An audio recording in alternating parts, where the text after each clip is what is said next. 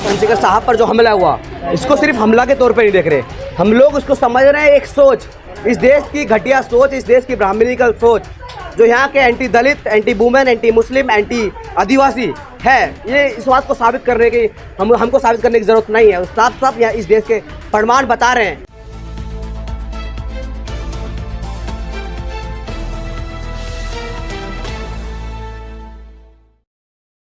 ये देखिए, ये चंद्रशेखर मान्यवर चंद्रशेखर साहब पर जो हमला हुआ, इसको सिर्फ हमला के तौर पे नहीं देख रहे हम लोग, उसको समझ रहे हैं एक सोच, इस देश की घटिया सोच, इस देश की ब्राह्मणिकल सोच, जो यहाँ के anti Dalit, anti women, anti Muslim, anti Adivasi है। ये इस बात को साबित करने की हमको साबित करने की ज़रूरत नहीं है, साफ साफ यहाँ इस देश के प्रमाण बता रहे हैं कि इस देश में लगातार जिस तरीके से दलितों पर अत्याचार हो रहे हैं, इस देश में लगातार जिस तरीके से मुसलमानों पर अत्याचार हो रहे हैं, आदिवासियों पर, महिलाओं पर, तो साफ साफ बताता है ये सिर्फ चंद्रशेखर पर हमला नहीं था, ये उस देश की राजनीति पर हमला था जो समतामूलक राजनीति की बात करते हैं, उस देश की उस सोच पर हमला था जो अम्बेडकर की लेगेसी को आगे बढ़ाते हैं, जो ये फूले के सपनों पर हमला था, ये जो मान्यवर साहब कांसीराम के सपनों पर हमला था। और एक बात और इंश्योर करते हैं हम यहाँ से कि हम लोग एक चंद्रशेखर पर आप अटैक करो, हम इस देश के हर कोने में ऐसे ऐसे चंद्रशेखर बन चुके हैं जो सड़कों पे आने को तैयार हैं, जो गोली खाने को तैयार हैं, उनके पास तमाम संसाधन है, उनके पास तमाम गोली बारूद सब कुछ है। हमारे पास एक हथियार है यूनाइट होने का, हमारे पास एक ऐसा हथियार, लोगों का हथियार, जो 85% बहुजनों का हथियार है। एक एजुकेशन हमारे पास एक सबसे बड़ा हथियार है, जिसके बलबूते में हम संगठन बना रहे हैं, संगठन के साथ साथ ऐसी राजनीति को बढ़ावा दे रहे हैं जो राजनीति यहाँ के लोगों को एक समतामूलक समाज बनाने की प्रेरणा देता है, उनका इंश्योर करता है कि हम लोग एक समतामूलक समाज की ओर बढ़ रहे हैं। और वो दिन दूर नहीं जब इन हमलों पर भी कार्रवाई की जाएगी, और अगर नहीं होती है तो हम बताएंगे कि किस तरीके से एक नेता पे हमला होने का क्या साहस होता है उन लोगों का। अम्बेडकर की बात करने वाले जो है ओवैसी हैं, उन पर भी हमला हुआ था, और अब जो है चंद्रशेखर पर हमला हुआ है, किस तरह से देखते हैं? वही अभी बताया कि देखो, इस देश में जो समतामूलक समाज की बात करेगा, इस देश में जो सबकी बराबरी की बात करेगा, इस देश में जो हिंदुत्व, ब्राह्मणिक, फासिज्म जो है उसको हटाने की बात करेगा, उन पे ये लोग इस तरीके से ही गोली लाठी चलवाएंगे। तो उन गोली लाठी चलवाने का इनका एक छोटा माइंडसेट होता है कि इनको डरा देंगे, लेकिन यहाँ पे न्यूटन का लॉ पढ़ा है कि जितना आप प्रेस करोगे उतना हम लोग ऊपर बढ़ेंगे। तो आप कितना ही दबाने की कोशिश कर लो, आप कितना ही गोली चलवा दो, यहाँ के मुझ में गोली मार दो, हम लोग झुकने वाले नहीं है। सबके साथ सबके विकास विश्वास की बात मोदी जी ही तो करते हैं।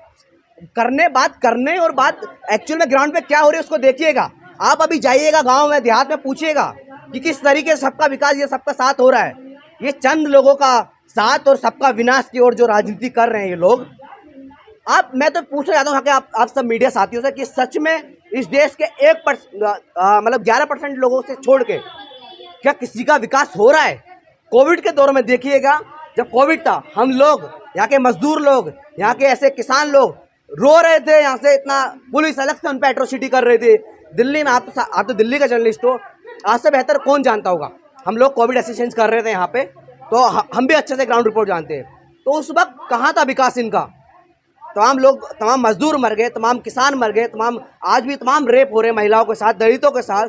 तो ये लोग कैसा विकास हो रहा है? नहीं होते तो और लोग मारे जाते हैं, ये भी कहा जा रहा है। तो बनाई है वैक्सीन, मोदी जी नहीं होते तो और लोग मारे जाते हैं। एक बात का भी अभी मैं बता दे रहा हूँ कि मोदी जी पे आता हूँ, वैक्सीन पे भी आऊँगा कि मोदी जी नहीं होते कि सब लोग मारे जाते। और मारे जाते। हम तो बोलते हैं अगर मोदी नहीं होते, मोदी एक इंसान नहीं, मोदी उसके अंदर जो विचार है, ऐसे मोदी इंडिविजुअल वो हमारे लिए कुछ नहीं, एक इंसान है बस।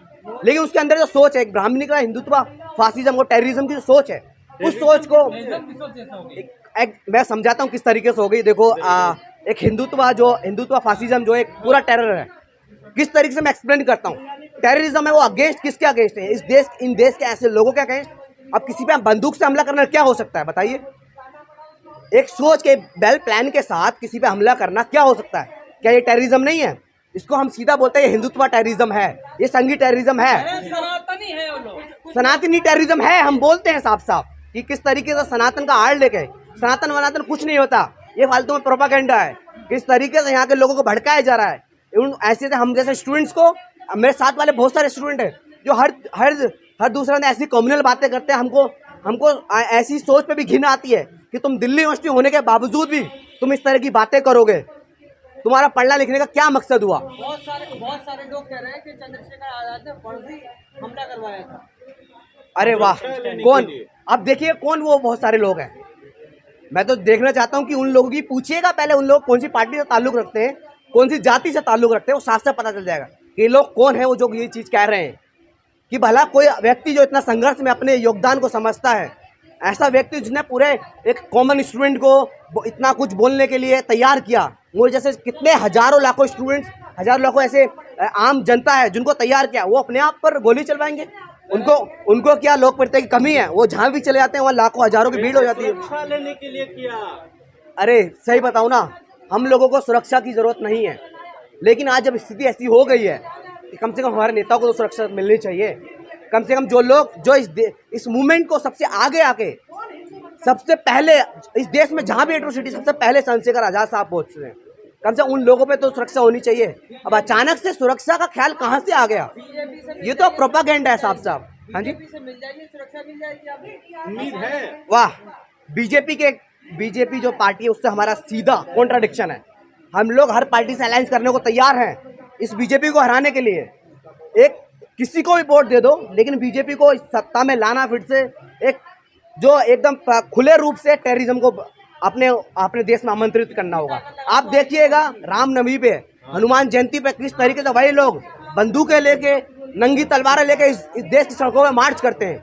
ये क्या दिखाता है? क्या ये और सिर्फ एक कम्युनिटी के लोग जो सिर्फ संघ से रखते हैं, जो सिर्फ अपर कास्ट है, वही लोग।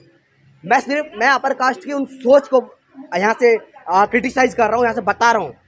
बहुत सारे ऐसे लोग हैं जो ब्राह्मण होने के साथ साथ हमारे मूवमेंट में हमारा साथ दे रहे हैं, लेकिन उनकी सोच कभी भी ब्राह्मणिज्म की ओर नहीं है, उनकी सोच कभी भी संघिज्म की ओर नहीं है, वो कभी भी आरएसएस से एफिलिएटेड नहीं है। बहुत सारे जो है ओबीसी लोग और एससी एसटी लोग भी जो है आरएसएस की जो आइडियोलॉजी उसको फैला रहे हैं। हाँ, तो हम तभी बोलते हैं ना, एक कम्युनिटी के अगेंस्ट नहीं, हम उस विचारधारा के अगेंस्ट है। जो विचारधारा हम ऐसे लोगों में भी हो सकते हैं जो दलित कम्युनिटी से बिलोंग करते हैं, वो विचारधारा ओबीसी में भी हो सकती है, वो विचारधारा पर कास्ट में भी हो सकते हैं। इसलिए एक किताब का कोट कर रहा हूँ, मान्यवर कांशीराम की एक किताब लिखी है दी चमचा एज। उस चमचा एज किताब में बताते हैं कांशीराम साहब कि इस देश में हमारे लोग किस तरीके चमचा बन गए। उन चमचों के बारे में बताते हैं जो चमचे आजकल यहाँ बीजेपी में रह के एमपी एमएलए बने हुए हैं, सो कॉल्ड दलित ही। जब हाथरस में कांड होता है वो लोग क्यों नहीं बोलते हैं? जब हाथरस में एक महिला के साथ 4 लोग गैंग रेप करते हैं तो वो लोग हमारी ही कास्ट से होने के बावजूद, दलित होने के बावजूद क्यों संसद में आवाज नहीं उठाते? रोहित वेमुला का जब उनको मार दिया गया, बहन जी ने तुरंत इस्तीफा दे दिया क्योंकि वो हमारे समाज की एक नेता है। तो उन्होंने क्यों नहीं बोला चंद्रशेखर? देखो, इसके बारे में मैं बता दूं, क्या लगता है वो कोई दबाव में है? शायद हो सकती है, लेकिन हमारे तो पूरा जोर इसी हो रहा है कि बहन जी हमारी नेता हैं, मानते हैं उनको कि हमारे साथ आए या हमको आमंत्रित करें अपने साथ। तो हम आज बोलते हैं कि बहन जी को कोई प्रधानमंत्री बनने से रोक नहीं सकता। ये रियलिटी ऑफ पॉलिटिक्स है, इस देश की पॉलिटिक्स है। अगर वो लोग आज भी भीम आर्मी से अलायंस कर लें, आजाद समाज पार्टी से अलायंस में आए, तो बहन जी को प्रधानमंत्री बनने से कोई ताकत नहीं रोक सकती। ये यहाँ से मेरा दावा पेश करता हूँ मैं अपना। क्या जी?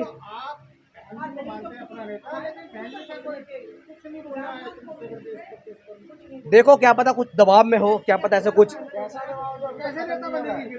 एक ये देखो, मैं सवाल एक ये है कि जिनके पास एक सांसद की सीट है, क्या लोग उन्हें प्रधानमंत्री पद के लिए दावेदार करेंगे? अरे अभी देखिएगा ना, वो तो कुछ गलतियां रही, कुछ ऐसे लोगों के साथ रही जिनको उनको हटाना, जिनको उनकी बेस से उनकी पार्टी को इतना बुरा हाल हुआ।